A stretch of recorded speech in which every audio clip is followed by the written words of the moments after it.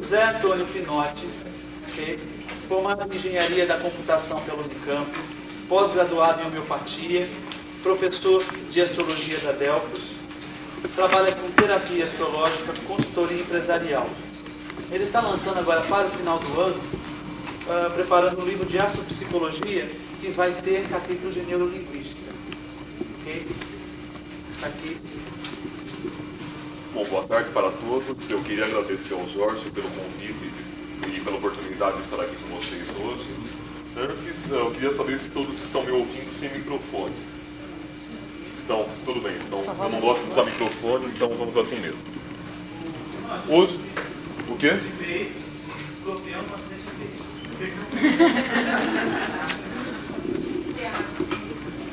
Bom, nós vamos hoje falar sobre neurolinguística e astrologia. Qual a ligação entre neurolinguística e astrologia?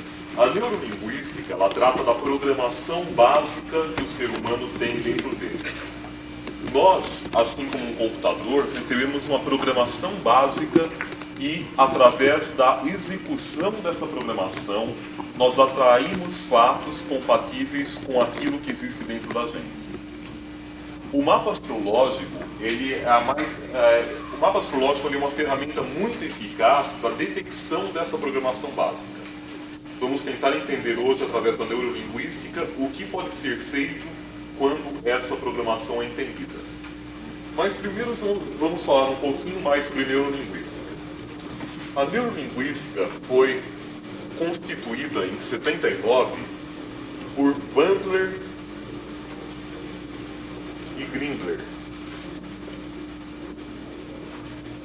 Bandler era um programador de computadores.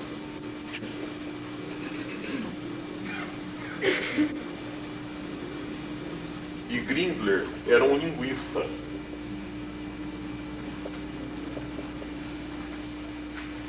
Era um linguista que estudava Chomsky, que era um linguista muito famoso na época,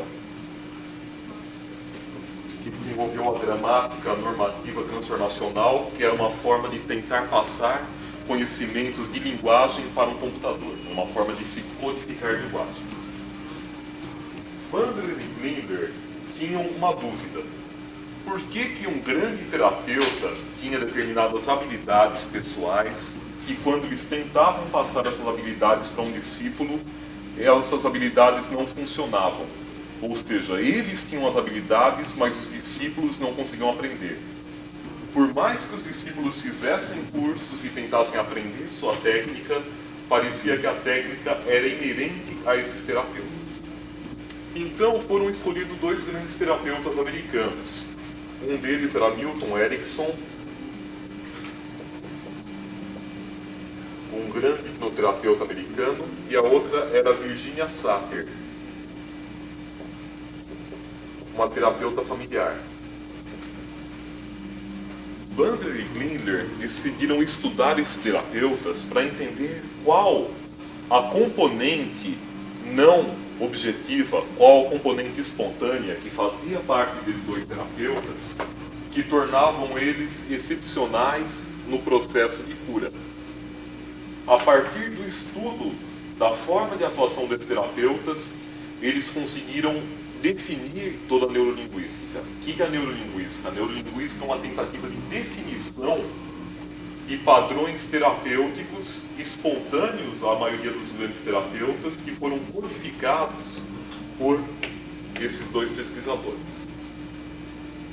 A primeira coisa que a neurolinguística descobriu é que o ser humano é formado por crenças.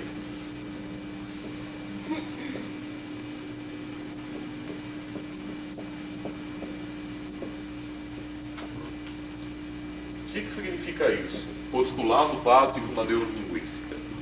Significa que nós não interagimos diretamente com o mundo real. Nós interagimos com o que nós acreditamos que seja o mundo real. Por exemplo, eu posso ir para frente contanto que eu não esbarre aqui nesse tablado.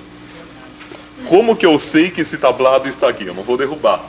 Eu sei porque eu recebo informações através das células dos meus olhos que me dizem que a 1 metro de distância da onde eu estou existe um tablado que eu não posso esbarrar nele.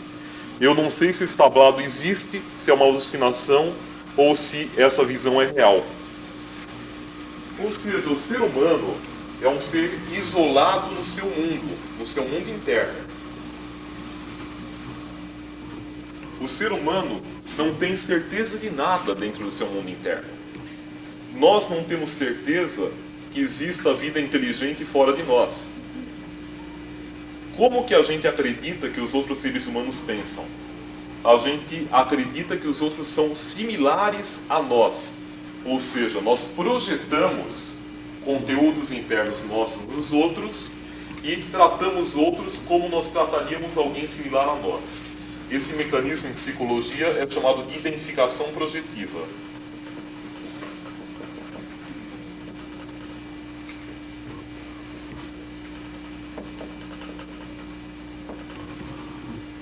Então, uma certeza que todos nós temos, ou pelo menos deveríamos ter, é que nós pensamos. Com base nessa certeza, nós inferimos que os outros pensam, que os seres que são similares a nós, similares externamente, também pensam. Nós podemos garantir que um outro ser humano pensa, mas não que um cachorro pensa. Por quê? Porque nós identificamos outro ser humano como alguém similar a nós e projetamos a nossa capacidade de raciocínio no outro ser humano. Isso se chama identificação projetiva. Então, essa é a primeira coisa, é a forma como o ser humano vê o outro, com base no que ele é. O ser humano está encapsulado dentro da sua própria mente. A forma que ele tem para tomar contato com o mundo externo são os seus 5 sentidos. Visão, audição e os outros 3, que são olfato, paladar. Tá. O que chega por esses 5 sentidos são representações do mundo externo. Representações que nós montamos de acordo com nossas experiências prévias. De acordo com o que nós achamos essa representação, de acordo com a forma do nosso cérebro processar essa informação, nós temos o contato com o mundo, mas não com o mundo como ele é de fato, mas sim com a visão que nós temos do mundo filtrada pela ótica do nosso eu subjetivo. Ou seja, esses 5 sentidos são intermediados por uma lente. Essa lente pode ser chamada modelo de realidade.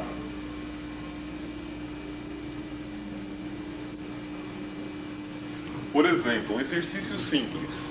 Pensem em uma abelha. Qual que é a sensação que uma abelha trouxe para vocês?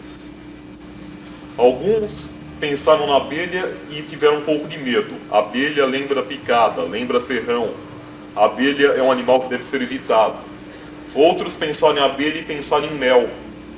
Outros pensaram em abelha e podem ter pensado em uma campanha publicitária que usou a abelha. Ou seja, a abelha, que é um estímulo neutro, que existe no mundo real, passou a ter um significado diferente para cada um, de acordo com o seu modelo de realidade. Ou seja, nenhum de nós temos a mesma abelha.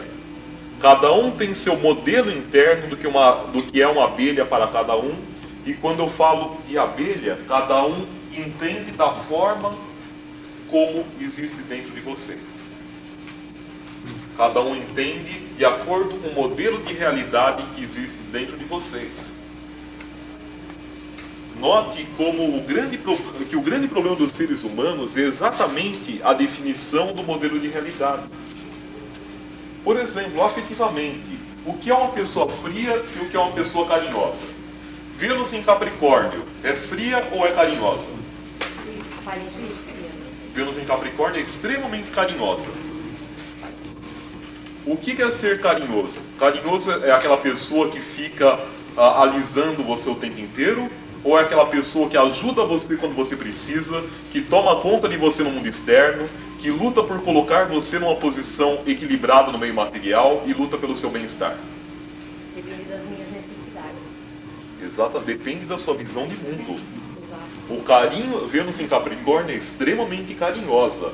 Só que o carinho da Vênus em Capricórnio não é entendido como carinho. Por quê?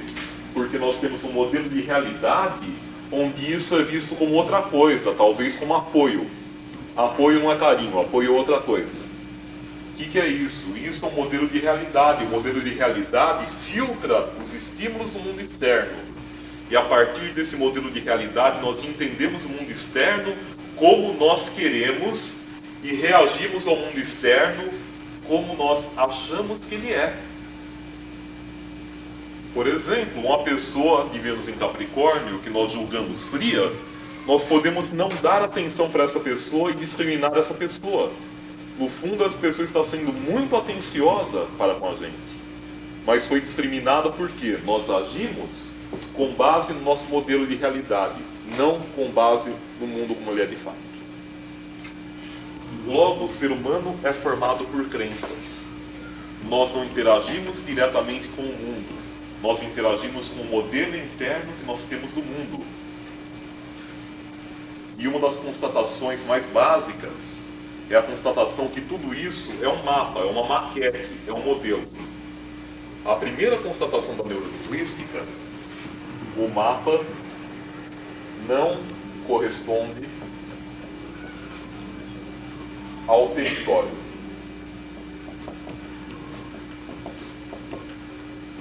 Por território podemos entender o mundo externo.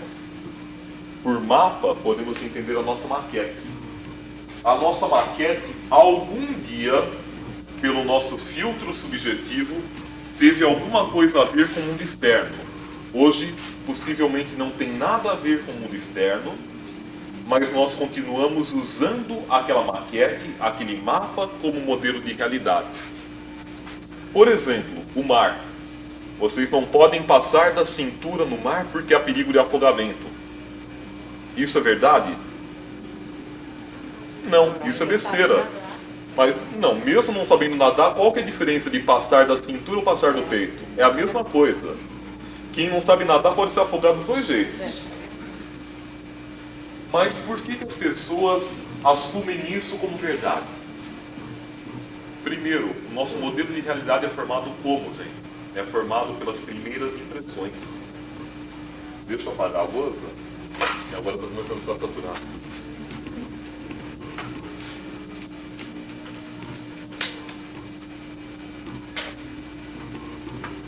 O nosso modelo de realidade é formado pelas primeiras impressões que a gente tem do mundo. Quando nós falamos de abelha, vocês pensaram, talvez na primeira impressão que vocês tiveram da abelha, isso atualizada por impressões marcantes no decorrer da vida. Então o modelo de realidade geralmente é formado durante a infância, porque a infância é a época da vida da pessoa onde tudo é novidade.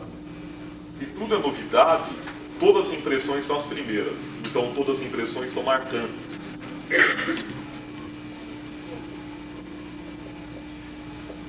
E o nosso modelo de realidade, ele é atualizado por outras impressões marcantes.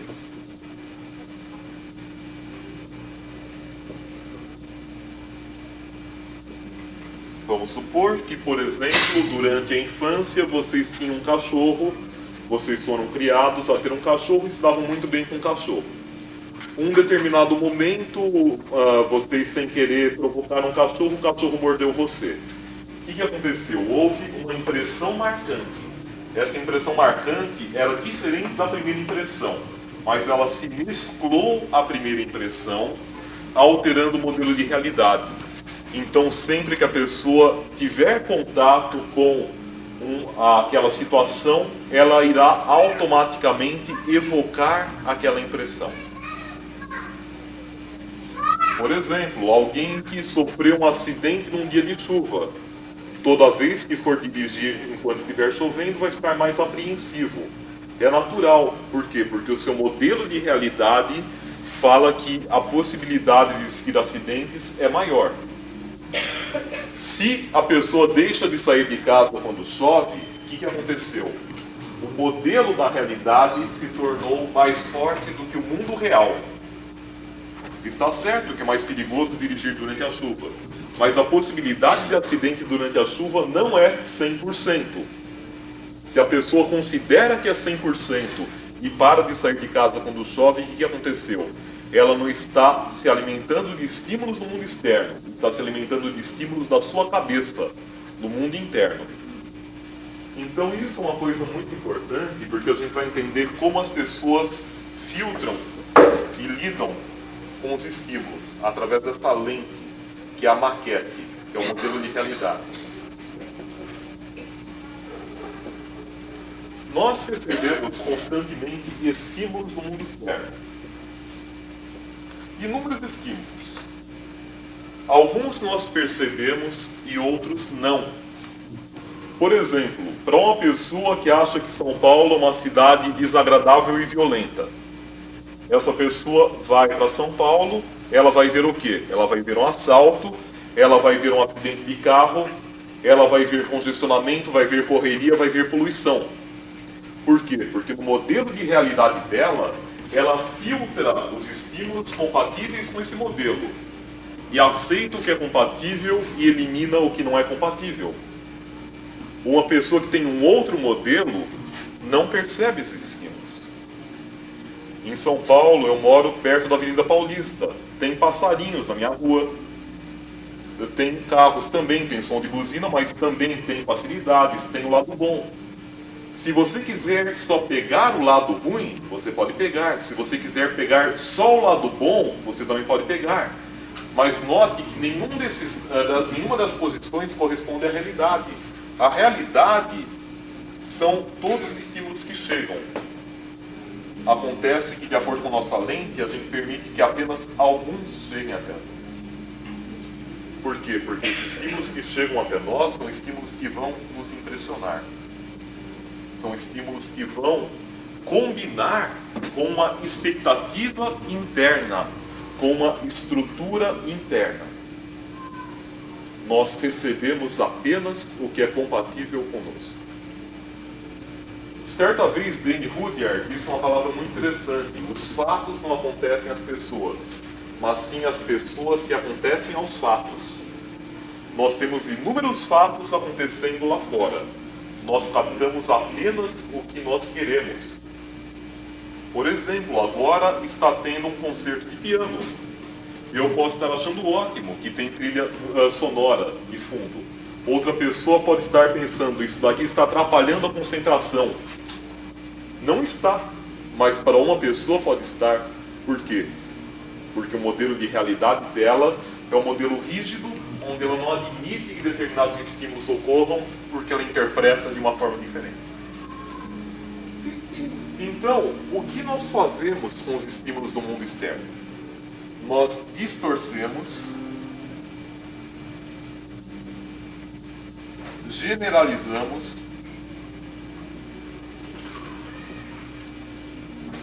ou negamos.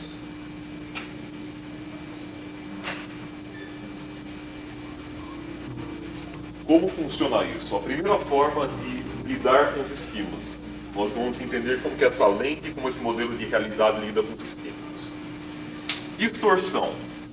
Distorção é uma interpretação errônea do estímulo dentro de uma ótica interna. Por exemplo, distorção. Distorção seria você pensar que só porque você tem bronquite, fecharam todas as janelas para você passar mal pela sua bronquite. Mas ninguém fechou as janelas, gente. As janelas não abrem mesmo. O que é isso? Isso é uma distorção. A pessoa distorceu a realidade. Ela se sentiu perseguida por um estímulo que não é real, por um estímulo que veio da cabeça dela. O que é real? É real que as janelas estão fechadas. Acontece que ela interpretou de uma forma particular dela. E dentro dessa interpretação, ela construiu uma realidade própria, que nós podemos chamar de realidade virtual. O que é realidade virtual? Realidade virtual é algo que não existe de fato, que existe apenas dentro das nossas mentes.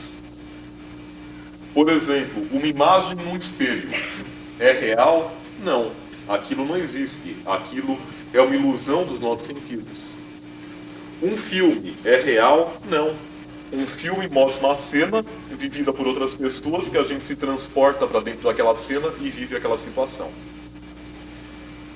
Todas essas cenas que não são reais, mas que a nossa mente assume como reais, se tornam realidade. A isso nós chamamos de realidade virtual. Logo, se dentro da realidade virtual de uma pessoa, ela sente que está sendo perseguida, porque todos fecharam a janela, só para ela ter um ataque de asma. O que é isso? É a realidade virtual dela. Ela vai começar a ficar irritada, vai começar a ficar agressiva, vai se sentir perseguida e vai começar a ficar agressiva com todos em volta. E vai desenvolver uma agressão contra pessoas que não fazem a mínima ideia de por que ela está irritada. Ou seja, na sua realidade virtual, aquilo existe, ela está sendo perseguida. Não existe no mundo externo, mas isso não importa. Não importa porque nós não interagimos diretamente com o mundo externo nunca. Nós interagimos com o nosso modelo do mundo externo. Se para nós aquilo é real, então não adianta o mundo inteiro dizer que não é real. A gente continua reagindo como que aquilo fosse verdadeiro. Por exemplo, por que eu bebo água? Eu bebo água por uma crença que a água vai matar a minha sede. Se eu não acreditasse nisso, eu não beberia água. Isso acontece com todas as coisas da nossa vida. Por que uma pessoa tem dificuldade para ganhar dinheiro, por exemplo? Porque dentro do seu modelo de realidade, ela acredita, ela tem uma crença de que é difícil a entrada de recursos materiais. E a partir dessa crença, ela seleciona estímulos difíceis para validarem essa crença. Isso se chama profecia autorrealizadora. Nós temos uma visão do futuro e nós projetamos um destino compatível com o nosso modelo de realidade e o destino vem de acordo com esse modelo de realidade que nós temos.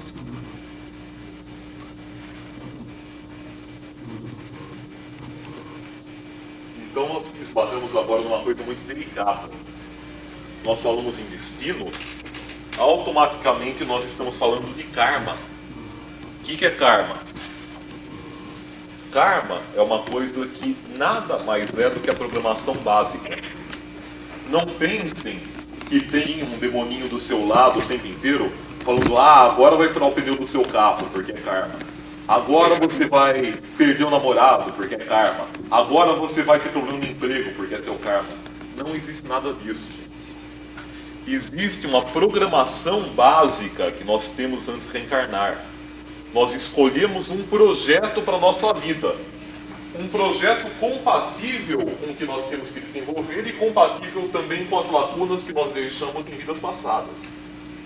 Esse projeto é encenado, essa peça de teatro é montada pela família. Por quê? Porque nós escolhemos os atores perfeitos para montar aquela peça que nós projetamos para nós como sendo fundamental para o desenvolvimento de uma personalidade compatível com o projeto presente. Então nós escolhemos a família, o meio sociocultural, a época, o local, as pessoas que serão fundamentais para nos causar primeiras impressões ou impressões fortes, fundamentais para estruturar o modelo de realidade que nós necessitamos. E a partir desse modelo de realidade, a partir dessa personalidade que nós temos, tudo que acontece devido a isso. Tem uma frase do Max Rendel que diz que a astrologia, na verdade, não passa de uma tentativa de entender o caráter. O destino está no caráter. Na verdade, a previsão astrológica não prevê do etérico algo que vai ocorrer. Prevê o que vai ocorrer com base nas suas tendências internas. Se uma pessoa não tem uma certa predisposição interna no mapa natal, ela pode passar por trânsitos e por progressões fortíssimas que não vai acontecer absolutamente nada com elas. Por exemplo, o Sérgio Mortari ele pode passar por trânsito e progressão de Júpiter no ascendente que não engorda. Isso é uma coisa que não faz parte do que? Do seu modelo fundamental, do seu projeto de vida. Nós temos um projeto, nós temos uma estruturação. E com base nesse projeto, nosso destino ocorre. Se vocês querem mudar o seu destino, existe uma forma. Como? Entender esse projeto.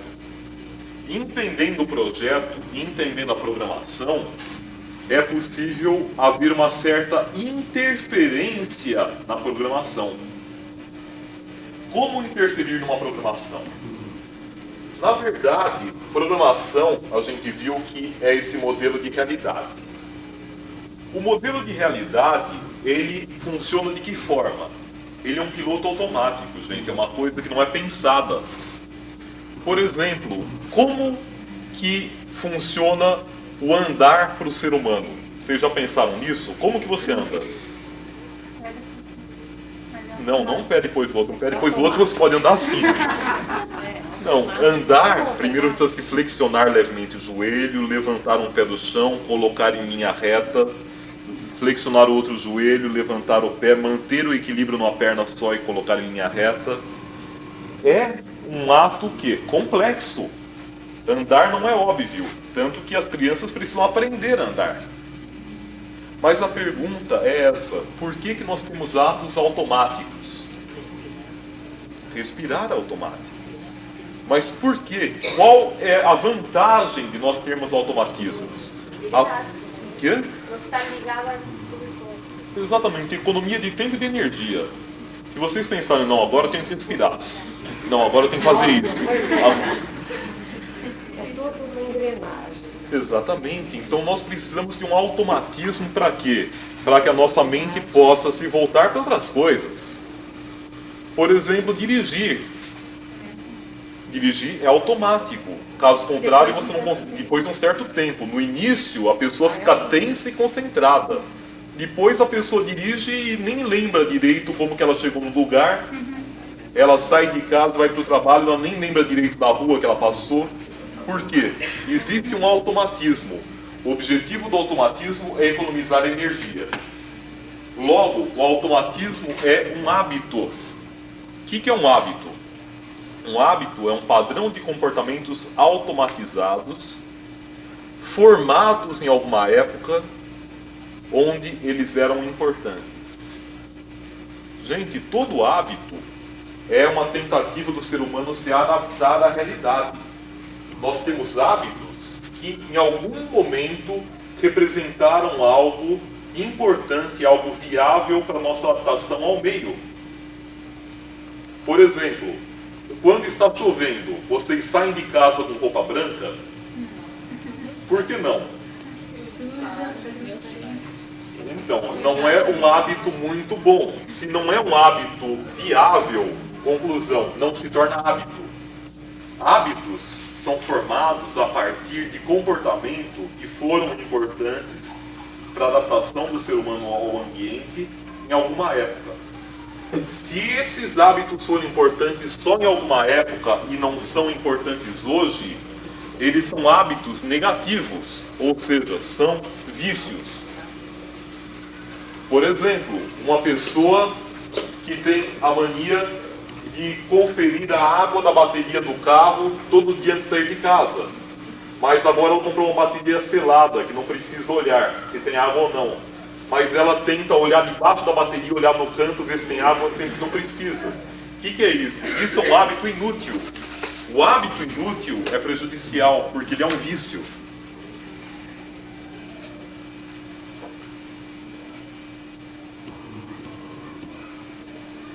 Então, a primeira constatação que nós temos é que nós temos uma série de programações automáticas que não são mais necessárias no momento presente.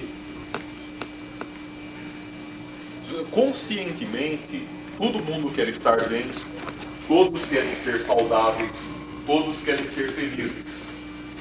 E por que as pessoas não são? As pessoas não são porque existe uma programação interna, um velho hábito inconsciente que faz com que elas caminhem em sentido contrário. Por isso, é fundamental que nós consigamos detectar quais são esses hábitos, essas tendências,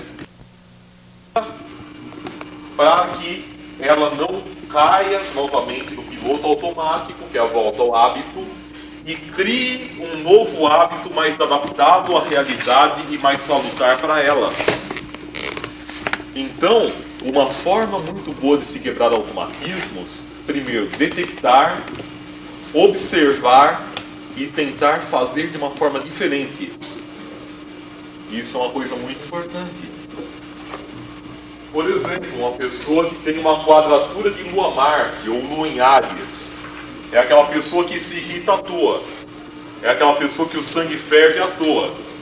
Se ela vai fazer alguma coisa ou não, nós não sabemos, gente. Lua em Áries ou Lua-Marte não é agressiva, é irritável. Se vai ser agressiva, aí depende do Marte da pessoa. Se o Marte permitir a expressão dessa irritação, ela se torna agressiva. Senão, ela vai manter a irritação por dentro. Então, ser irritável é um hábito. Por quê? Primeiro, quem tem Lua-Marte, a mãe foi calminha durante a infância, né?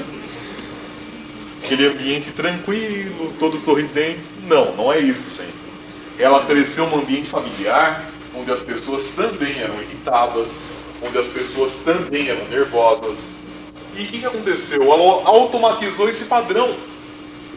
Como ela automatizou esse padrão, ela entende qualquer estímulo do mundo externo como irritação. É muito interessante que pode acontecer qualquer coisa. A primeira sensação, o primeiro estímulo que ela registra é de irritação. Por exemplo, se chove, ela fica irritada. Se teve um problema no emprego, ela fica irritada. Se ela foi abandonada pelo marido, ela fica irritada. Se ela tem um problema no trabalho, fica irritada. Ou seja, é o filtro primeiro para todas as sensações. Primeiro ela se irrita, depois ela vai ver o que vai fazer com aquilo. Esse é um filtro primário. E acontece que daí tem duas soluções. Se a pessoa de Lua-Marte tem um Marte forte, ela vai colocar essa irritação para fora. Ou seja, ela vai se tornar agressiva e isso vai gerar uma série de atritos sociais sem necessidades. Se o Marte for um Marte reprimido, ela vai se tornar o quê? Enrustida, vai engolir raiva, podendo desenvolver uma belíssima úlcera gástrica, que é de natureza de Lua-Marte. Logo, se ela criou atrito fora, ou se criou atrito dentro, ela está prejudicando apenas a si mesma. Por que ela está prejudicando a si mesma? Ela está se prejudicando por esse velho hábito de filtrar todos os estímulos do mundo externo que não são compatíveis com o que ela quer que aconteça.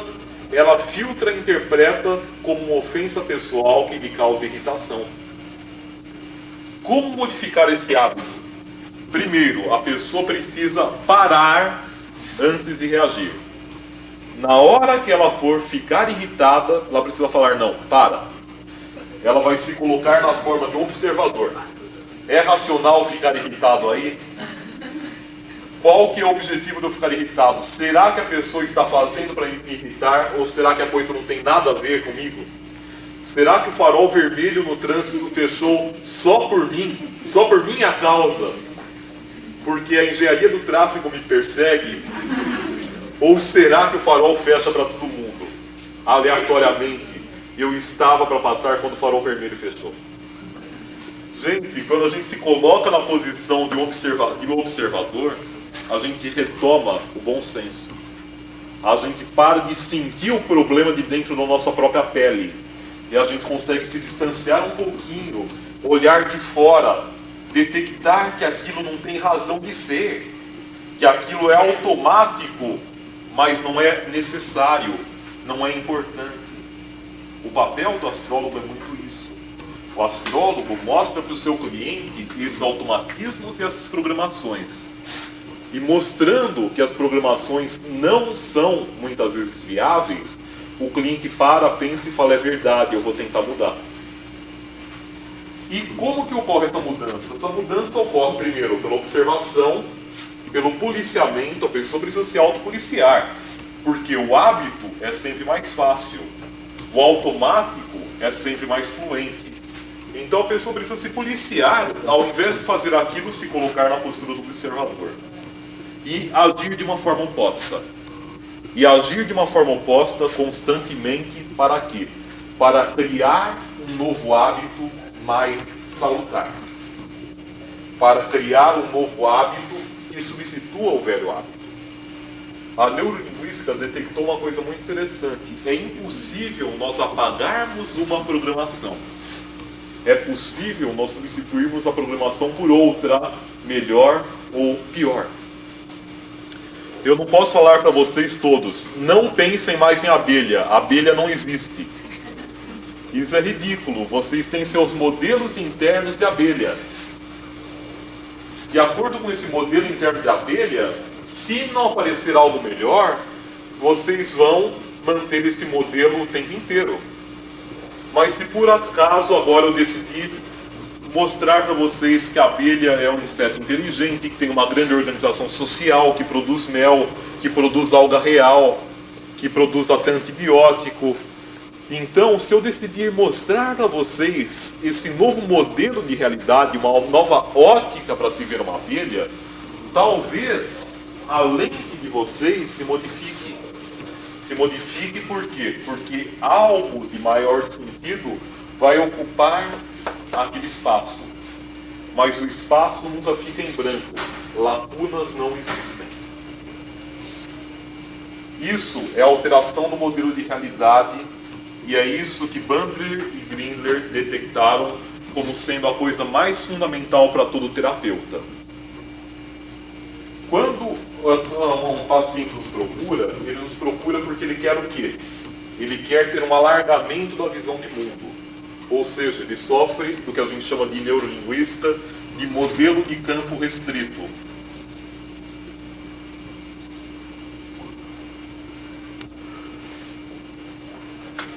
O que é modelo de campo restrito? Nós temos a nossa maquete, que é tão fechadinha, que é tão terminada, que é tão estruturada, que dentro daquela maquete nossa vida não mostra mais saídas. Por quê? Porque eu sou assim, é assim mesmo, e a vida é desse jeito. Quantas vezes você ouviram as pessoas falar a vida é desse jeito?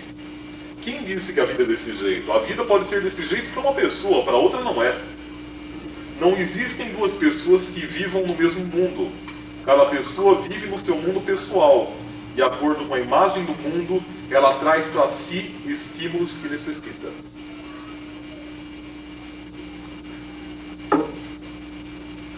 Então, modelo de campo restrito. Quando a pessoa tem essa maquete extremamente fechada, essa dificuldade para observar novos modelos de realidade, é importante nós trabalharmos na modificação desse modelo de realidade. Para, a partir dessa modificação, a pessoa passe a deixar essa lente mais receptiva aos estímulos que ela até então proibiu que entrassem, que chegassem até ela. Nós estávamos falando de como nós filtramos os estímulos.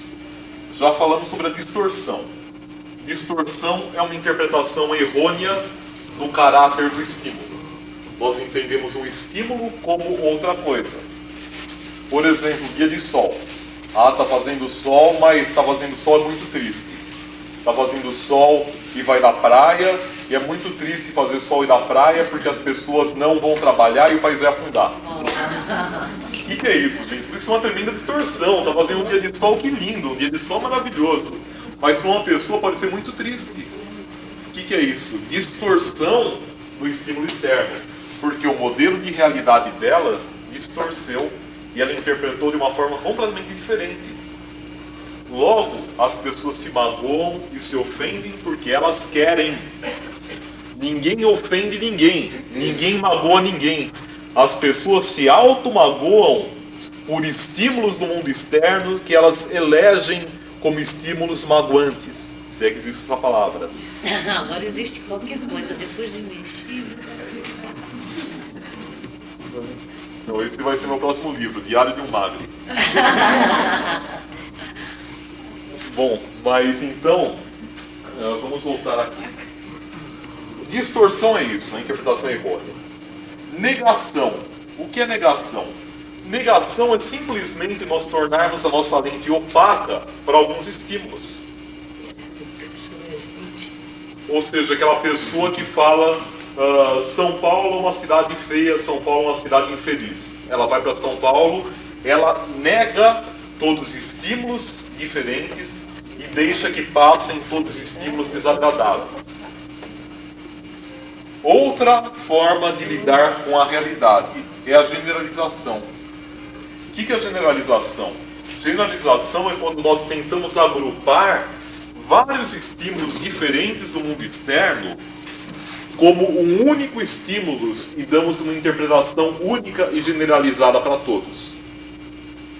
Por exemplo, pisciano, quem nasce com sol em peixes é uma pessoa muito sensível e muito espiritualista.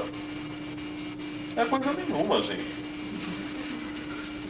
Pelo contrário, o padrão do modelo de ego de um sol em peixes é uma pessoa que tem uma certa dificuldade para manter o contato com o mundo físico.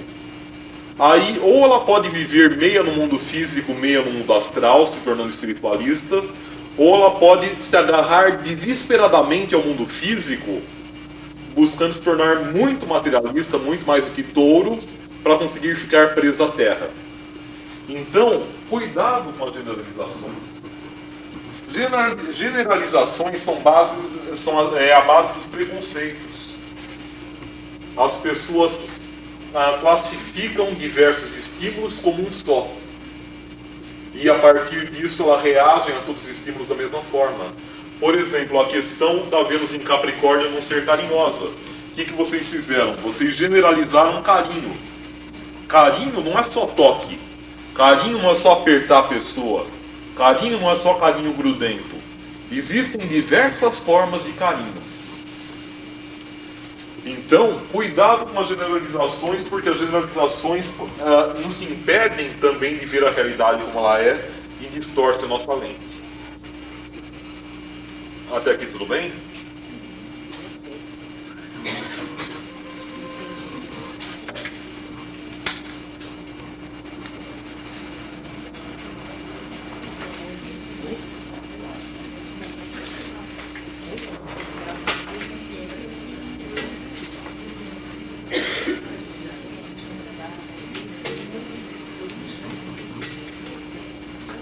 Bom, compreendido como o ser humano tem esse modelo de realidade subjetivo, que a partir desse modelo ele interpreta os fatos e ele atrai os fatos que ele precisa, vamos entender agora melhor quais as formas que o ser humano tem para lidar com o mundo externo. Nós falamos dos 5 sentidos. Os 5 sentidos são as formas básicas que nós temos para lidar com o mundo exterior. Mas cada um de nós tem determinados sentidos mais desenvolvidos do que outros. Esses sentidos em neurolinguística, eles são chamados de sistemas representacionais.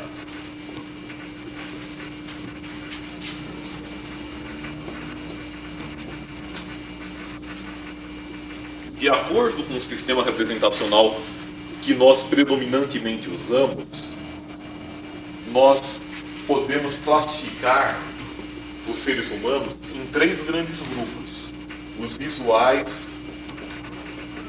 os auditivos e os sinestésicos, representados pela letra K.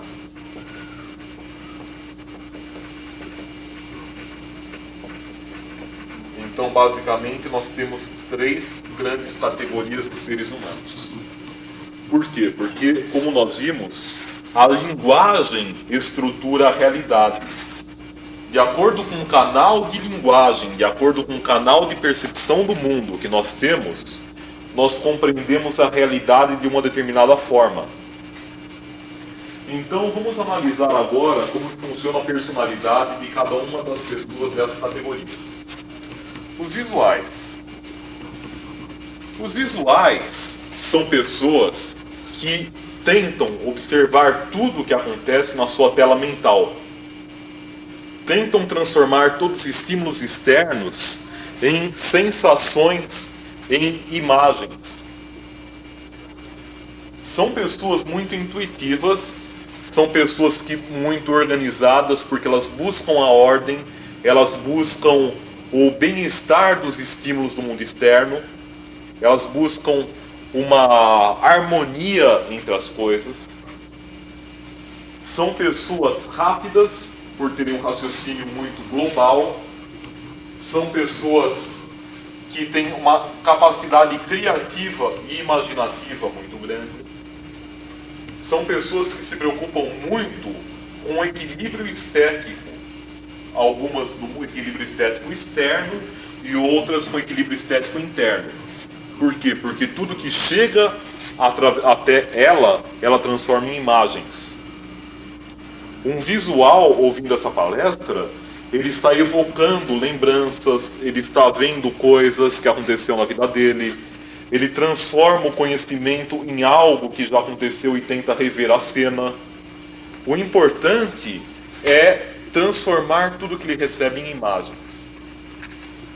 O auditivo já é completamente diferente. O auditivo é uma pessoa que ele prima pela coerência lógica, racional dos fatos.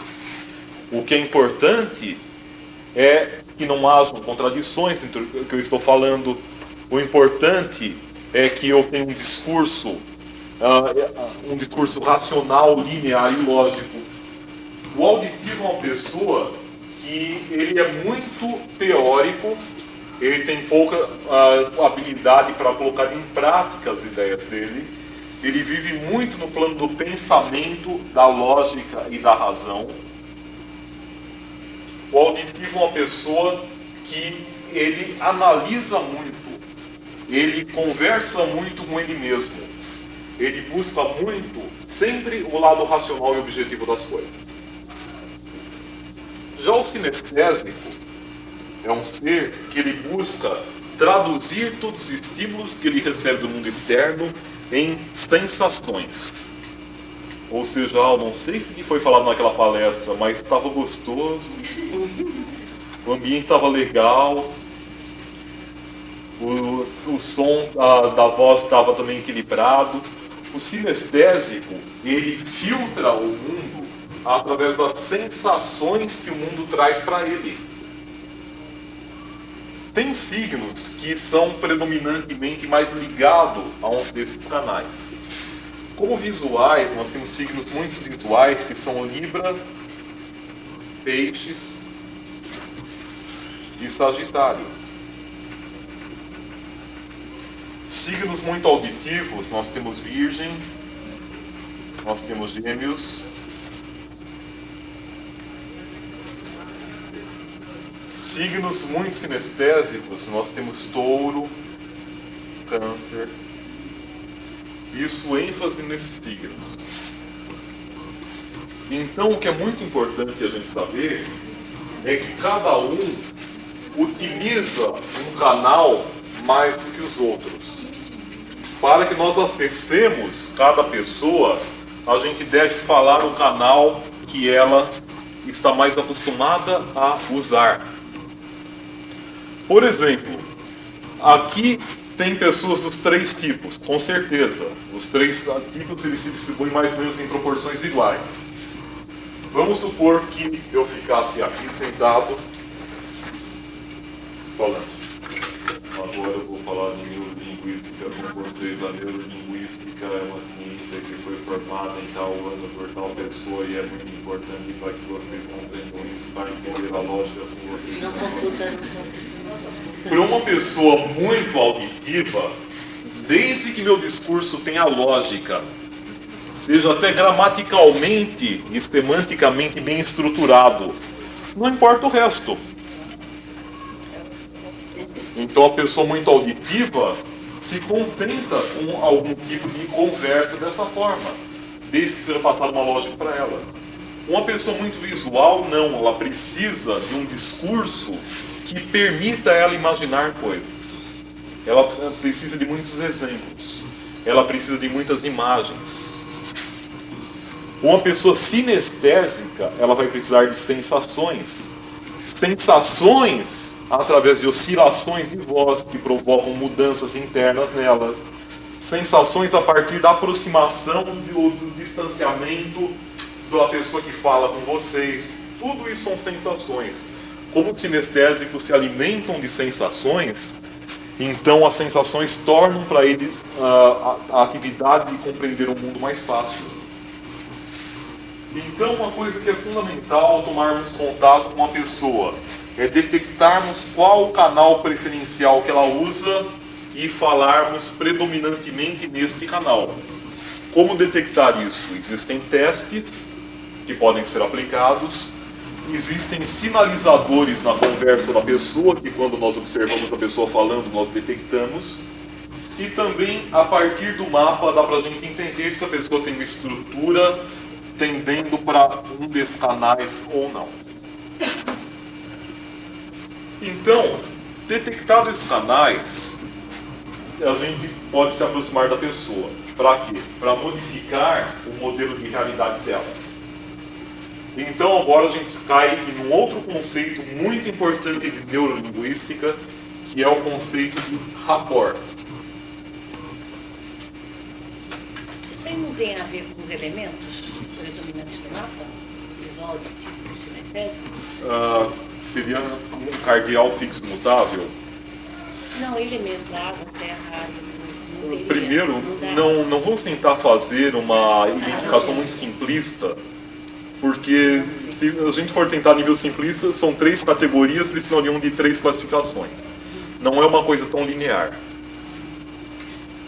Por exemplo, tem signos que negam muito outros elementos. Por exemplo, uma pessoa muito escorpiana é uma pessoa muito antissinestésica. Escorpião e Capricórnio são signos que menos usam a representação sinestésica. Não dá para a gente fazer uma continha simples de usar elementos e chegarmos à conclusão de nota para cada canal. Não, isso é a partir do contato mesmo com a pessoa. Nós estamos falando do conceito de rapport. A melhor tradução para rapport é sintonia. O que é rapport? Rapport seria uma comunicação perfeita entre eu e uma determinada pessoa. Como é possível haver uma comunicação perfeita? Comunicação perfeita entre os dois seres é aquela comunicação onde a maior quantidade possível de estímulos é trocada entre eles. E a menor quantidade possível de estímulos fica bloqueada. Para que haja essa sintonia, primeiro, é fundamental que os dois usem o mesmo sistema representacional, ou seja, que os dois se comuniquem usando o mesmo canal.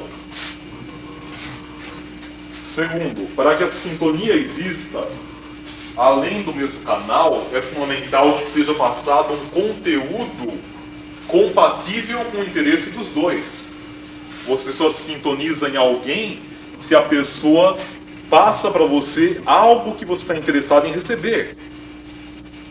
Por exemplo, eu posso dar para vocês uma aula sobre geometria espacial, usando elementos visuais, mas mesmo os visuais vão se desligar porque eles não estão interessados nisso no momento. Então, o que é muito importante, além da questão do canal, o canal similar, o interesse similar, e em terceiro lugar, para você estabelecer rapport, uma coisa que é mais importante, nós temos que ver o mundo de dentro do modelo de realidade da outra pessoa. Nós não podemos pensar com a nossa lógica, nós temos que pensar com a lógica do outro. Não dá para nós termos uma sintonia fina com alguém, um bom rapport, se nós continuarmos vendo determinados problemas apenas do nosso ponto de vista, porque dessa forma nós não iremos compreender o ponto de vista do outro.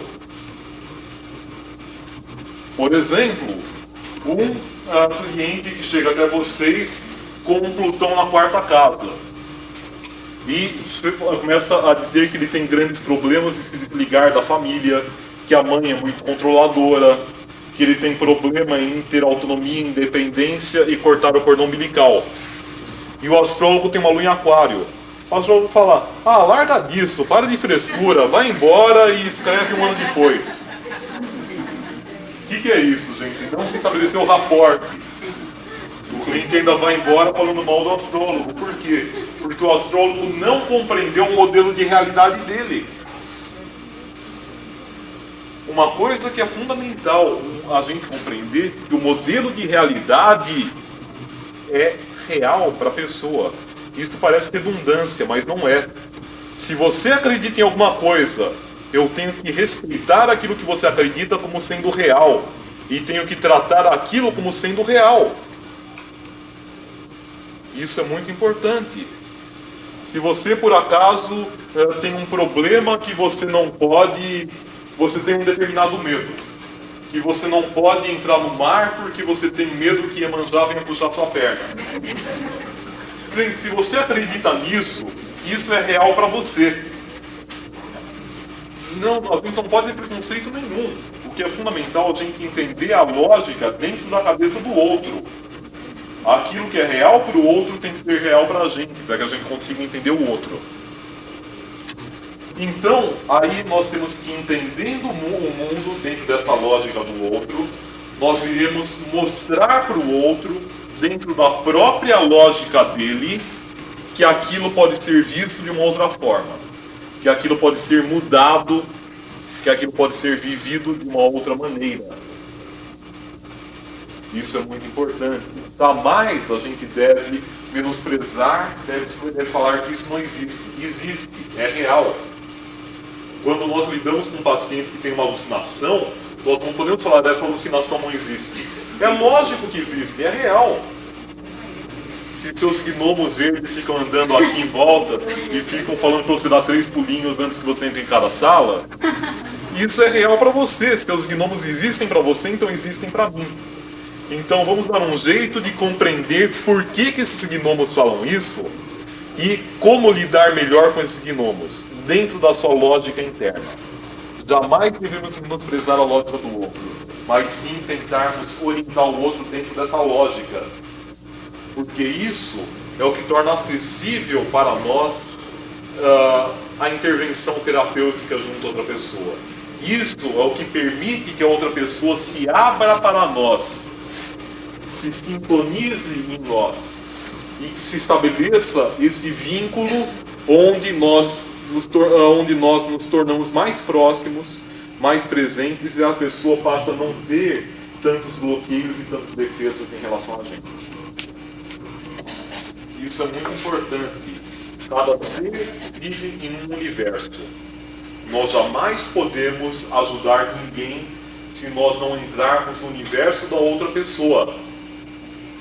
Dentro do nosso universo, nós jamais conseguiremos orientar ninguém. Rapport é isso, gente. Rapport é entrar no universo da outra pessoa. Existe uma cena do Erickson. O Erickson era um grande hipnotizador e uma determinada vez ele teve que atender um menino de uns 8 anos que chegou gritando, que chegou esperneando e quebrando tudo. Como que o hipnotizador chegaria? Você está calmo, você fica com cada vez mais sono. O que Erickson fez? Erickson chegou perto da criança, gritou no ouvido dele mais alto. Gritou tanto que essa criança viu, não, ele é parecido comigo. Então, já que está estabelecida a sintonia, então a gente pode falar a mesma linguagem. Ou seja, a criança ficou quieta e se abriu e houve uma sessão produtiva. Erickson nunca soube explicar por que ele fazia isso, mas ele sempre fez isso. Ele sempre se sintonizou e sempre viu o mundo da mesma forma do que o outro. Aí uma coisa que é importante quando nós estamos nesse processo é que nós tenhamos o cuidado para não deixar que a visão do outro, que o modelo de realidade do outro, deturpe o nosso ponto de vista.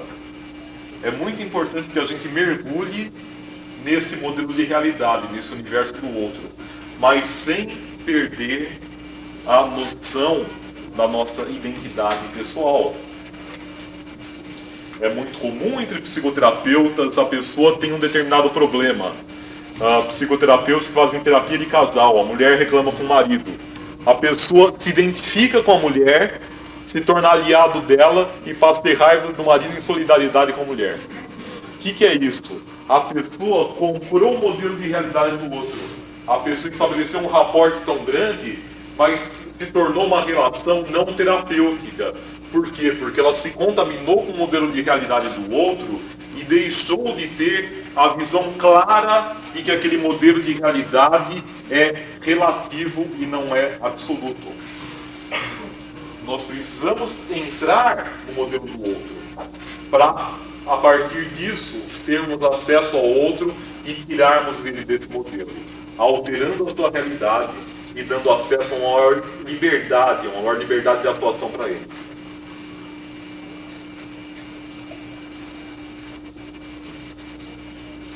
Dessa forma, gente, a questão do destino que nós vamos retomar. O destino, o karma, ele foi escrito nesse modelo de realidade. A perpetuação dessa programação faz com que a pessoa receba aquilo que ela foi programada para receber. Até que ela se levante e fale, não, eu fui programado nesse sentido. Mas isso poderia ser bom para minha família, poderia ser bom para os meus pais, mas não é bom para mim. Eu quero caminhar no sentido oposto.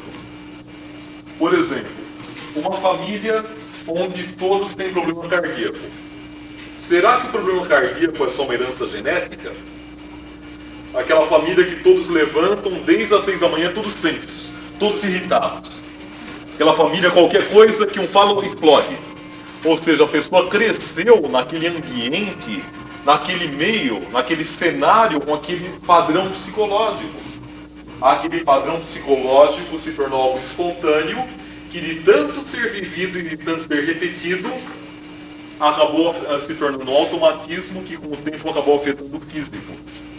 Então, muitas das heranças familiares que nós temos não são heranças genéticas, são heranças e padrões de realidade, são heranças psíquicas que passam para o físico. Por exemplo, até a nível de karma coletivo, karma grupal. Porque alguns determinados grupos sociais têm determinadas propensões a algumas coisas. Alguns grupos sociais conseguem algumas coisas, têm mais dificuldades em outras. Por quê? Porque eles cresceram num ambiente psicológico onde aquele modelo de realidade era mais enfatizado. Dessa forma, eles conseguiram maior sucesso naquilo que eles foram programados para ter sucesso e maior dificuldade naquilo que eles foram programados para ter dificuldade. O que é fundamental agora é uma coisa que... o que é fundamental agora é que a gente compreenda que nós somos seres livres e autônomos. Cada um de nós, antes de ser membro de um país, de uma família, de um relacionamento, é uma centelha divina. Uma centelha divina que tomou vários corpos. E cada um desses corpos recebeu uma programação. No momento que a pessoa fala, eu sou assim mesmo e pronto, ela está perdendo a consciência da sua centelha, que assumiu inúmeros papéis ao longo de inúmeras existências. E está se fixando ao quê? Ao papel dessa vida. Então, não existe eu sou assim e pronto. Para mudar, uma coisa que é fundamental é a vontade de mudar, é a pessoa querer mudar. Se já é difícil nós transformarmos a nós mesmos, transformar o outro é impossível. A primeira coisa, nós não podemos ajudar ninguém que não queira ser ajudado. Eu vou tratar na minha palestra no próximo congresso de Astrologia da Delfos sobre a síndrome de salvador do astrólogo, onde ele se acha salvador do problema do outro. Astrólogo é uma profissão insalubre. Por quê? Porque ele passa esse lado de ajudar o outro para a sua vida pessoal.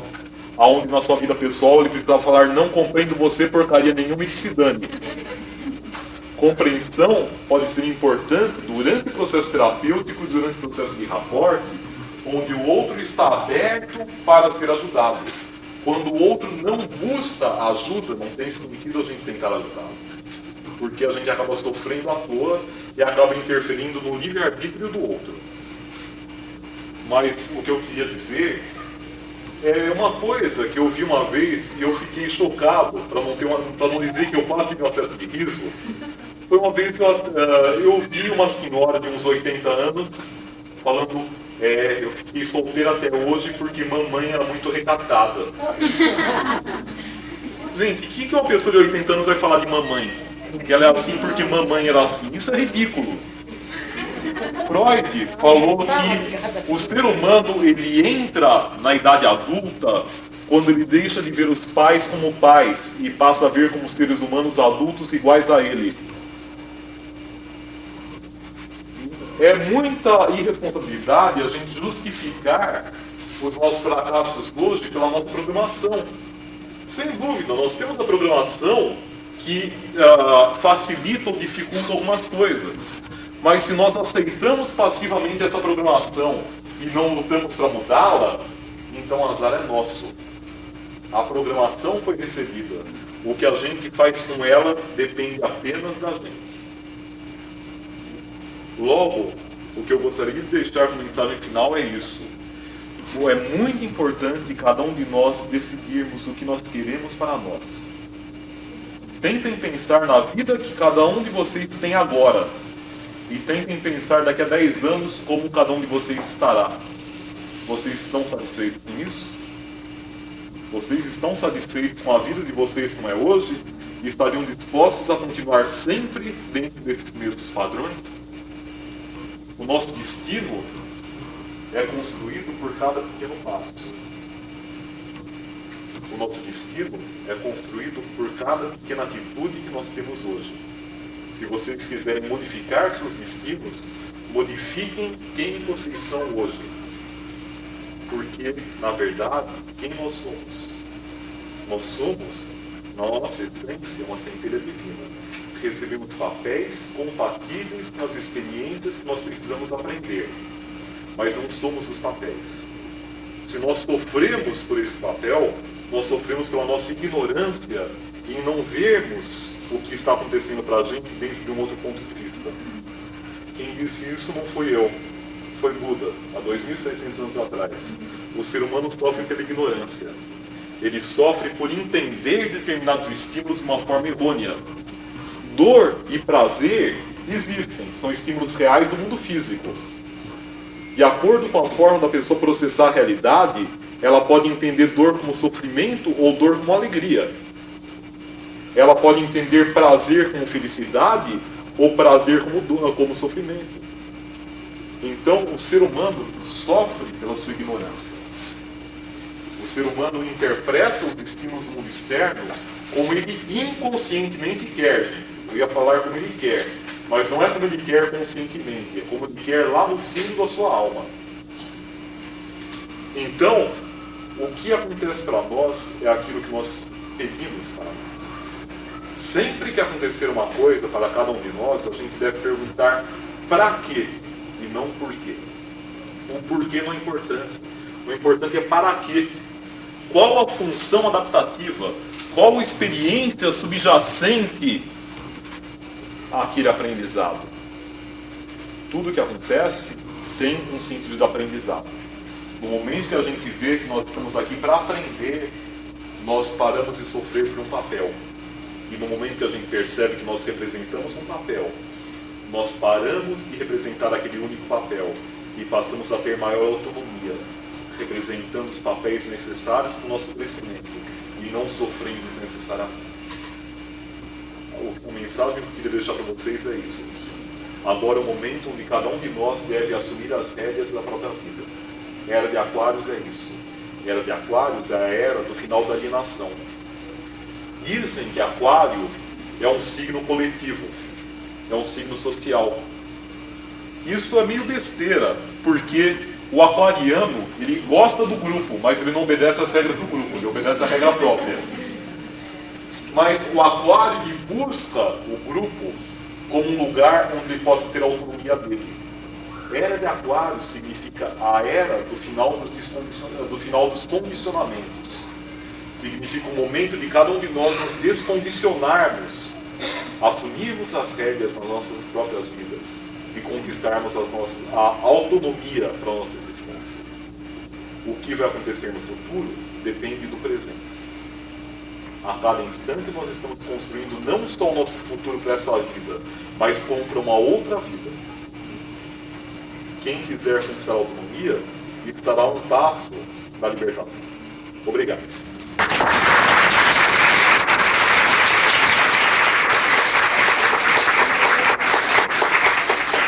Eu queria abrir para perguntas, se algum de vocês tiver alguma pergunta. Tem 2 minutos, Jorge? Existe alguma pessoa que se enquadra nesses 3 tipos de excesso? Todos nós. A gente tem uma porcentagem predominante de cada tipo. Mas todos nós temos esses 3 tipos em proporções diferentes, ou algumas pessoas têm os 3 tipos mais ou menos equilibrados. Algum trânsito para desprogramar, por exemplo? Você tem alguma experiência? Bom, a pessoa só vai buscar se desprogramar quando ela está insatisfeita com a programação. Não, mas depois se você trabalha com programação, se você escolhe um trânsito e assim faz a sua. Sinceramente, gente, eu não acredito em transitite, da doença de astrólogo. Eu acredito que qualquer momento para buscar consciência é válido. Certo, mas você que usa a sua colocação, né? Eu acredito que quando a pessoa chega até mim, é que ela está na hora certa para ela se transformar. Está preparado. Exatamente, a pessoa busca quando está preparada, e no momento onde ela busca é o momento apropriado. Só é nesse nível. Assim, Você dá curso de neurolinguística? assim. Se vocês quiserem, vocês podem falar com o Jorge pode organizar um curso meu aqui.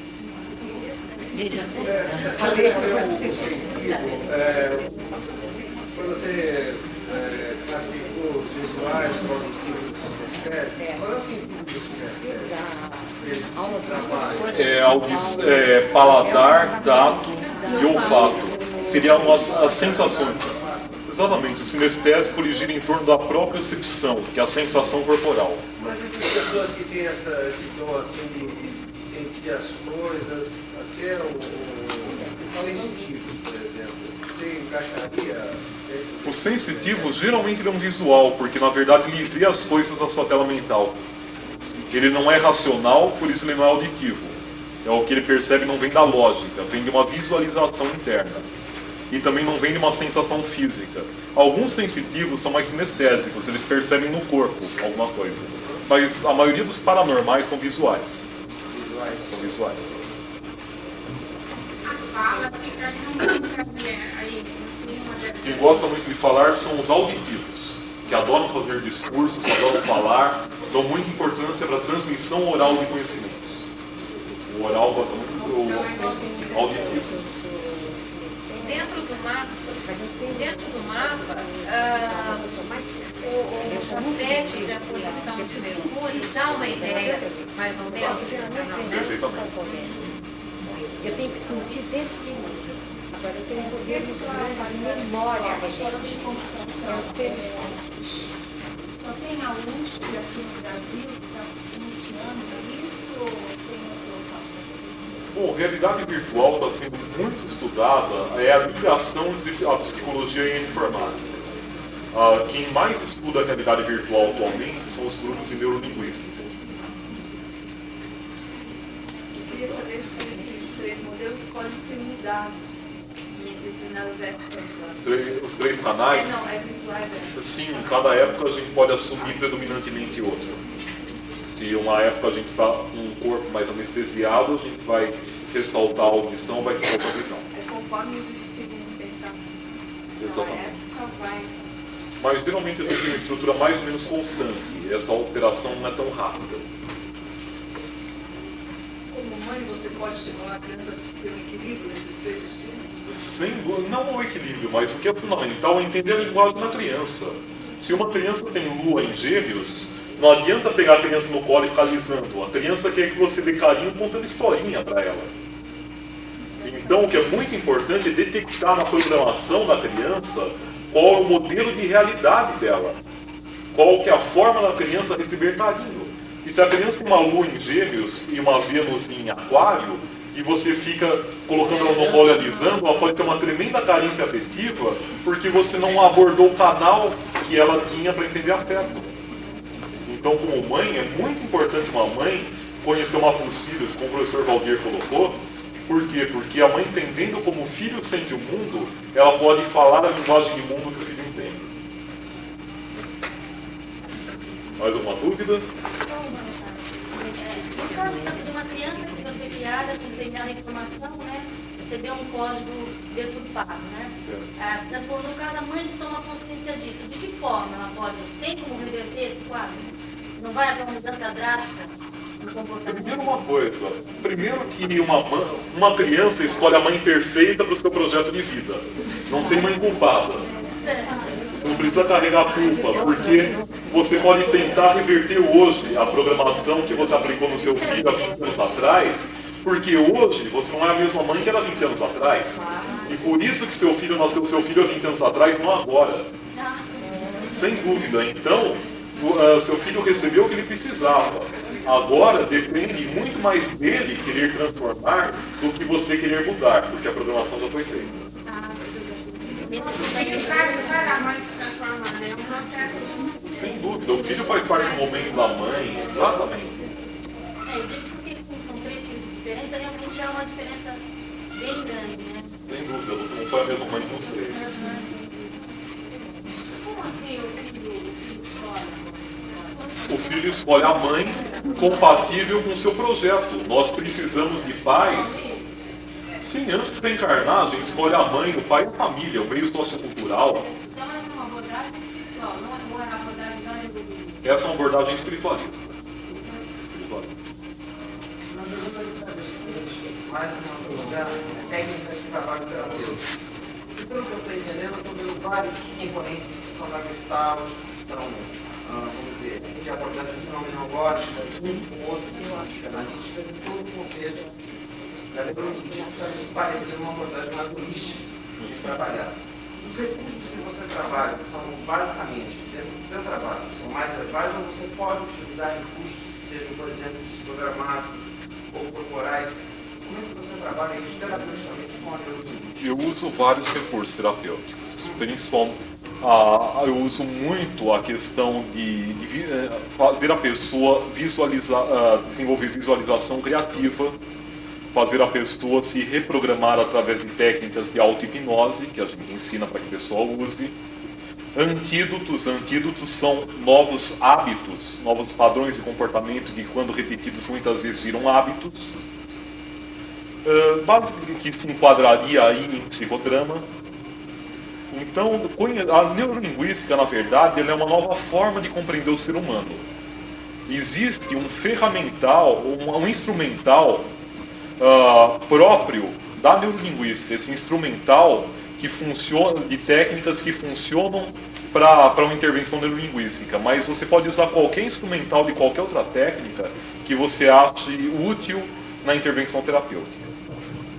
Mas a neurolinguística tem instrumental próprio dela que seria muito extenso eu citar aqui agora. O tempo de duração de uma terapia neurolinguística? A neurolinguística é a terapia mais breve que existe, porque ela trabalha com reprogramação interna. A pessoa começa a se reprogramar no momento que ela consegue lidar com essa programação. O que é interessante é que todos os bons astrólogos, até da velha guarda que estão aqui, são astrólogos que usavam neurolinguística sem saber, antes da neurolinguística ser criada.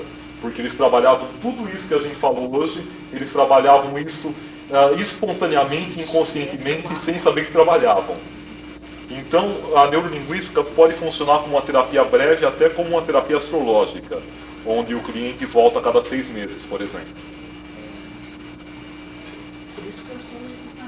Alguma dúvida? Então, gostaria de agradecer ao Jorge pela oportunidade de estar aqui com vocês.